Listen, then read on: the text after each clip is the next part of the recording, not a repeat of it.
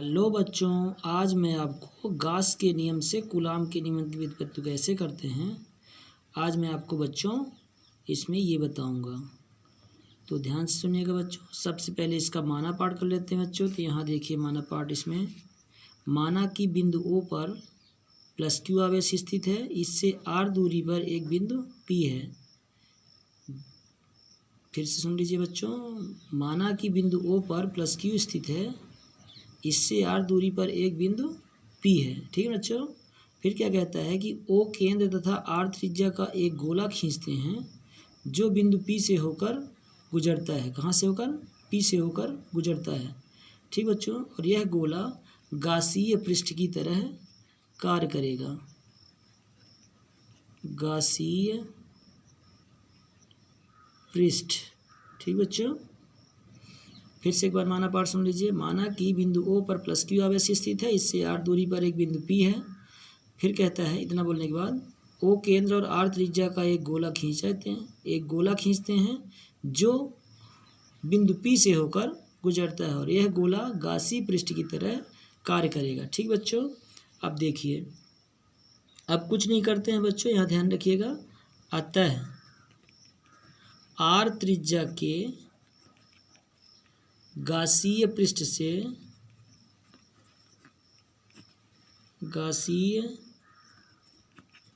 से निकलने वाला संपूर्ण विद्युत फ्लक्स या गुजरने वाला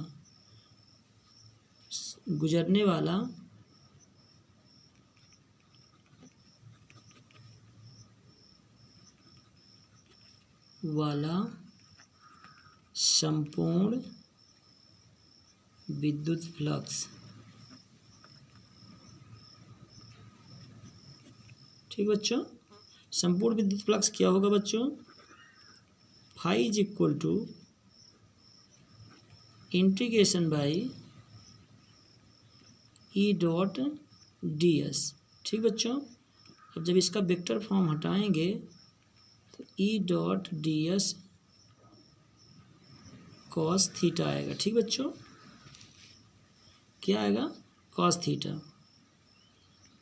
और यदि डी एस कॉस 0 डिग्री, ये थीटा है बोला, यदि theta is equal to 0 degree हो। 0 डिग्री क्यों ले रहा है बच्चों? क्योंकि यहाँ जो बल रेखाएं गुजर रही हैं वो विलंबवत गुजर रही है। विलंबवत की स्थिति में ध्यान रखिएगा, थीटा इक्वल टू 0 यूज करेंगे। ठीक है ना? ठीक बच्चों। अब देखिए, cos 0 का मान कितना होता है? 1 होता है। तो फाई इज इक्वल टू हो जाएगा integration by E dot D S, क्योंकि इसका मान कितना होता है बच्चों? 1 होता है। तो 1 का गुणा करने पर कोई अंतर नहीं आएगा उस राशि पर। ठीक बच्चों, इतना ध्यान रखिएगा। ठीक। अब सुनिए, फाई इज इक्वल टू, ये ई को आप बाहर निकाल दीजिए, और ये डी एस।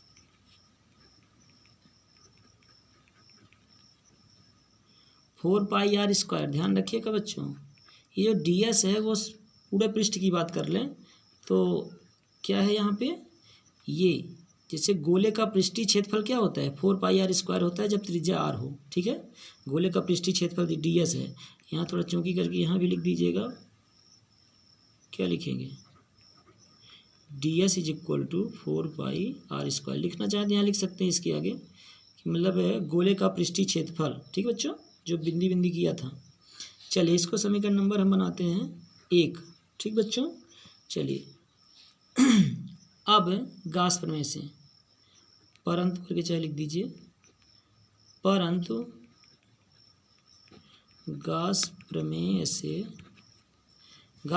क्या? गास प्रमेय आप पढ़ चुके हैं इसके पहले वाली वीडियो में। Phi is equal to Q upon epsilon 0 होता है। ठीक बच्चों। संपूर्ण आवेश का 1/एप्सिलॉन 0 गुना होता है। इसको बना दीजिए समीकरण नंबर 2। समीकरण 1 और 2 देख लीजिए, बायां पक्ष बराबर है तो दायां पक्ष बराबर होगा। इसलिए ई बराबर क्या हो जाएगा बच्चों? ई इंटू, दाएं पक्ष को हम ले रहे हैं, 4 पाई आर स्क्वायर, ये दायां पक्ष ले लिए। अब इसी नीचे आपका क्यू अपान एप्सिलॉन 0। ठीक बच्चों। चलिए, तो अब हमको ई निकालना है, तो ई निकालेंगे तो क्या करेंगे बच्चों, इसको इंटू है तो बटन में भेज दीजिए। तो क्यू अपान 4π ε0 के इकट्ठा कर दीजिए और यहाँ पे हो जाएगा आर स्क्वायर को मैंने अलग कर दिया, ये इंटू वाला बटे में गया है। ठीक, तो 4π ε0 4π और ε0 एक साथ कर लिया, आर स्क्वायर को साइड में कर दिया। ठीक बच्चों, ये इसको ऐसे कर दिया। ठीक, इसको समीकरण नंबर बना दीजिए आप, कितना, 3 बना दीजिए। ठीक, अब सुनिएगा, अब यहाँ पे थोड़ा सा देख लीजिए, चित्र को देखिए थोड़ा सा। यहाँ यदि हम बिंदु P पर थोड़ा यहाँ पे लिखेंगे, यहाँ पे ठीक है, यदि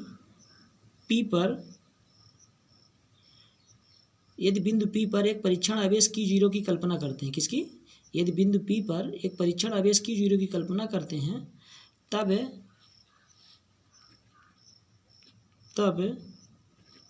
Q आवेश के कारण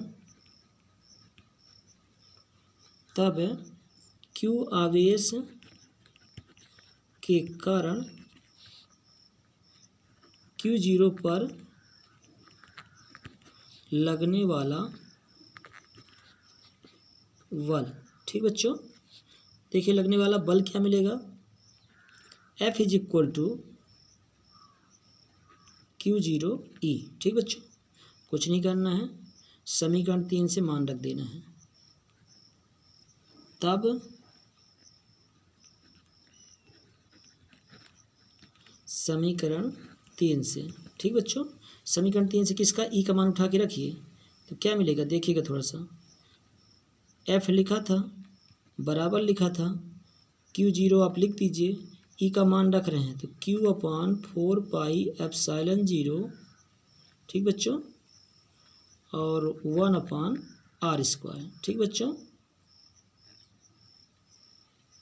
तो अब क्या हो जाएगा, एक लाइन इसी के नीचे आप लोग कर लीजिएगा, मैं इसी की आगे कर देता हूँ। ठीक बच्चों, देखिए आप व्यवस्थित कर लीजिए, F = 1/4πε0 और Q0/r²। न्यूटन लिखना मत भूलिएगा। ठीक बच्चों, यही है आपका कूलाम का नियम। यदि वीडियो अच्छा लगे बच्चों तो सब्सक्राइब जरूर कर लिया करिए और उसको शेयर कर दीजिए, ताकि मैं आपको इसी प्रकार की अगली वीडियो भी बनाकर भेजता रहूं। ठीक है बच्चों, एक बार फिर से ऊपर से देख लीजिए, कुछ नहीं किए हैं बच्चों, यहाँ पे माना वाला पार्ट किए हैं। माना कि बिंदु O पर +Q आवेश स्थित है, इससे r दूरी पर एक बिंदु P है, और फिर क्या किया मैंने, कुछ नहीं किया, इसको यहाँ पे फिर कहते हैं कि O त्रिज्या और R केंद्र, R केंद्र और त्रिज्या का एक वृत्त खींचते हैं जो बिंदु P से होकर जो गुजरता है। ठीक है ना, और फिर क्या कहते हैं इसको, ये कहते हैं कि यह गोला जो है गॉसी पृष्ठ की तरह कार्य करेगा। ठीक है ना, फिर इसके बाद कुछ नहीं, r त्रिज्या से गुजरने वाला संपूर्ण विद्युत फ्लक्स निकाल लेते हैं, E.ds वेक्टर फॉर्म हटाएंगे, E.ds cos थीटा आएगा, और फिर ये यहाँ पे ध्यान रखें बल रेखाएं अभिलंबवत गुजर रही हैं, इसलिए यहाँ पे थीटा = 0 यूज करेंगे, थीटा = 0, थीटा 0 का cos 0 का मान 1 होता है, इसलिए 1 का गुणा करने में E.ds आएगा, ई को बाहर निकाला, ds इंटीग्रेशन ds पर दिया, और ये पूरे पृष्ठ की बात कर रहा है। तो यहाँ पे ध्यान रखिएगा, इसका जो गोले का पृष्ठीय क्षेत्रफल होता है 4πr² होता है, ये 4πr² रख दिया, समीकरण नंबर बना दिया। इस पर गास प्रमेय जानते हैं, 5 = Q/ε0 होता है, तो ये बाएं पक्ष बराबर है, दाएं पक्ष बराबर होगा, इसलिए इसको पहले लिख दिया, इसको बाद में लिख दिया। फिर कुछ नहीं, ई निकालना था तो इसको हम इंटू वाले को बटे में भेज दिया, पर ध्यान रख Q पहले से लेकर Q लिख दिया, ये ε0 यहीं पे है, 4π को साथ में ले लिया, और ये जो R था r² उसको 1/r² कर लिया। ठीक, समीकरण नंबर 3 बना।